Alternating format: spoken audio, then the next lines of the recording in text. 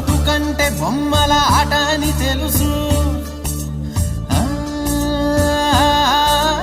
కథ అని తెలుసు, కథ అని తెలుసు, కథలన్నీ కంచికే చేరునని తెలుసు, తెలుసు తెర తొలుగుతుందని, తెలుసు తెల్లారుతుందని, తెలుసు ఈ కట్టె పుట్టుకుమంటదని, తెలుసు ఈ మట్టి మట్టిలో కలిసిపోతదని.